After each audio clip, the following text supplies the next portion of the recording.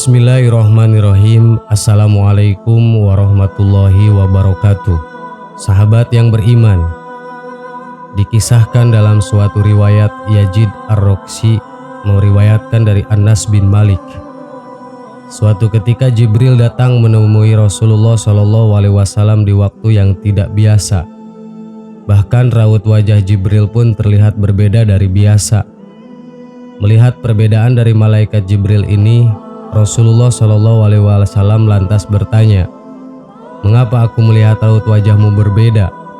Jibril menjawab, "Ya Muhammad, aku datang kepadamu di saat Allah menyuruh supaya dikobarkan penyalaan api neraka.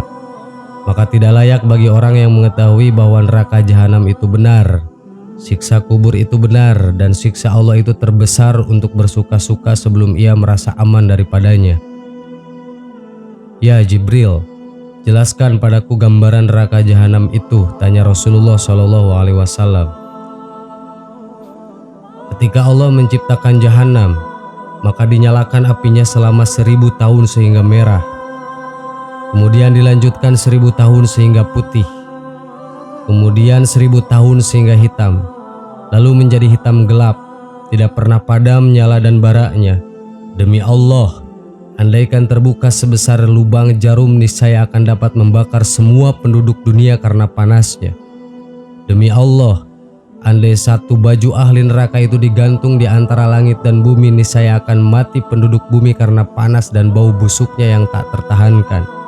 Demi Allah, andaikan satu pergelangan dari rantai itu diletakkan di atas bukit, niscaya akan cair sampai ke bawah bumi yang ketujuh.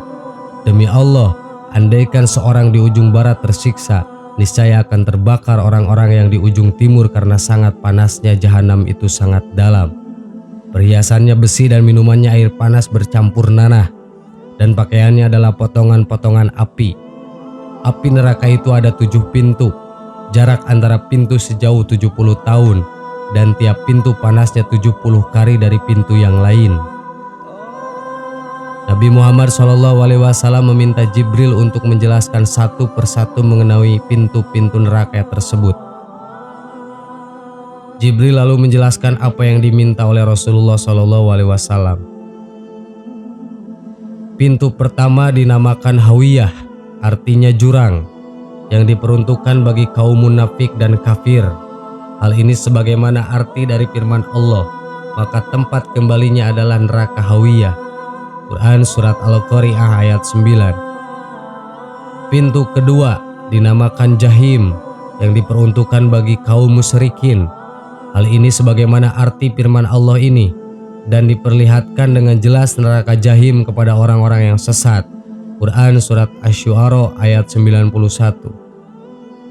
Pintu ketiga dinamakan Syaqor, yang diperuntukkan bagi kaum Sobin atau penyembah api. Tentang neraka ini Allah telah berfirman dengan artinya, "Apakah yang memasukkan kamu ke dalam Syaqor atau neraka?" Quran Surat Al-Mudatsir ayat 42. Pintu keempat dinamakan Ladda, diperuntukkan bagi iblis dan para pengikutnya. Allah telah berfirman, "Sekali-kali tidak dapat, sesungguhnya neraka itu adalah api yang bergejolak." Quran Surat Al-Ma'arij ayat 15. Pintu kelima dinamakan Khutamah, artinya menghancurkan hingga berkeping-keping, diperuntukkan bagi kaum Yahudi. Allah telah berfirman dalam Al-Quran, "Dan tahukah kamu apakah Khutamah itu? Yaitu api yang disediakan Allah yang dinyalakan." Quran Surat Al-Humajah ayat 5 dan 6. Pintu keenam dinamakan Syair, arti harfiahnya adalah api yang menyala-nyala, diperuntukkan bagi kaum kafir. Allah Ta'ala telah berfirman, "Dan dia akan masuk ke dalam api yang menyala-nyala." Quran Surat Al-Insyiqaq ayat 12. Rasulullah bertanya, "Bagaimana dengan pintu ketujuh? Diperuntukkan untuk siapa pintu itu?" Sejenak malaikat Jibril terdiam. Malaikat Jibril seperti ragu untuk menyampaikan siapa yang akan menghuni pintu ketujuh. Akan tetapi Rasulullah mendesaknya sehingga akhirnya malaikat Jibril pun berkata, "Pintu ketujuh diperuntukkan bagi umatmu yang berdosa besar dan meninggal sebelum mereka bertaubat." Mendengar penjelasan yang mengagetkan itu, Rasulullah pun langsung pingsan. Jibril lalu meletakkan kepala Rasul di pangkuannya sehingga sadar kembali, dan sesudah sadar beliau berkata, "Ya Jibril, sungguh besar kerisauan dan sedihku. Apakah ada seorang dari umatku yang akan masuk ke dalam neraka?" Jibril menjawab, "Ya, yaitu orang yang berdosa besar dari umatmu." Rasulullah lalu menangis mendengar penuturan Jibril. Jibril pun ikut menangis. Kemudian Rasul langsung masuk ke dalam rumahnya dan tidak keluar kecuali untuk sholat.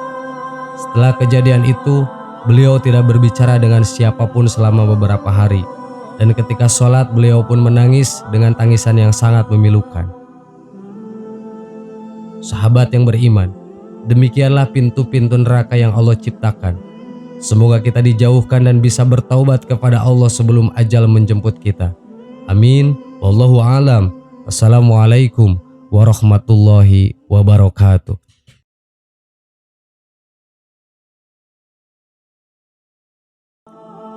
Bismillahirrahmanirrahim. Assalamualaikum warahmatullahi wabarakatuh. Sahabat yang beriman, neraka merupakan tempat pembalasan dengan segala penyiksaan yang amat pedih. Tentu tidak ada satupun orang yang ingin menjadi penghuninya. Akan tetapi, ada banyak orang yang akhirnya terjerumus ke dalamnya karena perbuatan mereka selama berada di dunia. Banyak orang yang tidak menyadari bahwa kehidupan di dunia hanyalah sementara. Mereka mulai terlena dengan kenikmatan dan bujuk rayu iblis untuk melakukan perbuatan maksiat.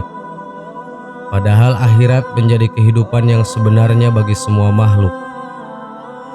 Dosa dan kemaksiatan itu membuat banyak orang akhirnya masuk neraka dan menjadi penghuni yang kekal di dalamnya.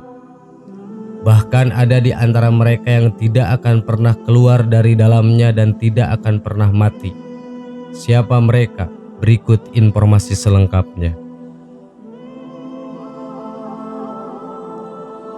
Penghuni yang akan kekal berada dalam neraka adalah orang-orang kafir dan orang-orang musyrik. Mereka adalah kaum yang tidak mempercayai Allah sebagai satu-satunya zat yang harus disembah. Orang-orang ini justru menyekutukan Allah dengan yang lainnya.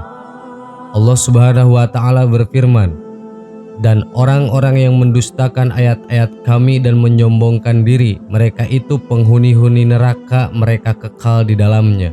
Quran Surat Al-A'raf ayat 36. Andai kata berhala-berhala itu Tuhan, tentulah mereka tidak masuk neraka dan setiap mereka akan kekal di dalamnya. Quran Surat Al-Anbiya ayat 99. Bagi orang kafir, mereka akan merasakan pedihnya disiksa di dalam neraka jahanam. Bahkan mereka tidak akan dibinasakan oleh Allah Subhanahu wa Ta'ala. Hal ini terdapat dalam firman Allah yang artinya, "Dan orang-orang kafir, bagi mereka neraka jahanam, mereka tidak dibinasakan sehingga mereka tidak mati dan tidak pula diringankan dari azabnya." Quran Surat Al-Fatir ayat 36. Adapun orang-orang yang kafir dan mendustakan ayat-ayat Kami, mereka itu penghuni neraka, mereka kekal di dalamnya. Quran Surat Al-Baqarah ayat 39. Sesungguhnya orang-orang kafir dan mereka mati dalam keadaan kafir, mereka itu mendapat laknat Allah, para malaikat dan seluruh manusia. Mereka kekal di dalam laknat itu. Tidak akan diringankan siksa mereka dan tidak pula mereka diberi penangguhan.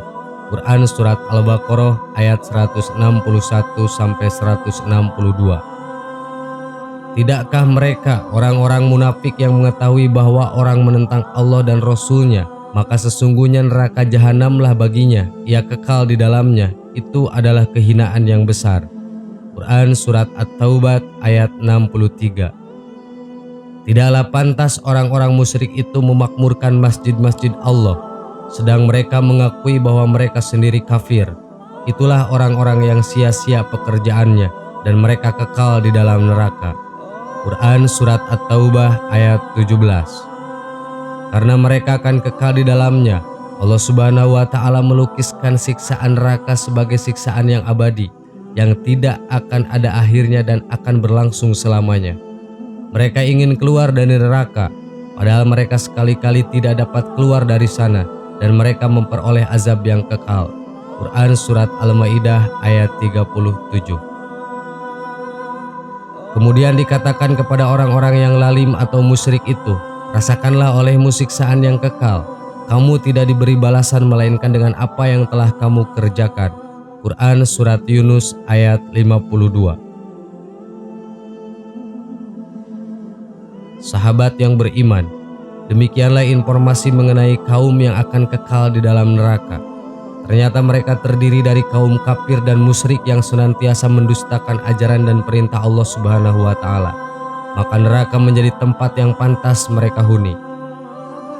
Semoga kita bukan termasuk ke dalam dua golongan kaum tersebut. Amin. Wallahu a'lam. Wassalamualaikum warahmatullahi wabarakatuh.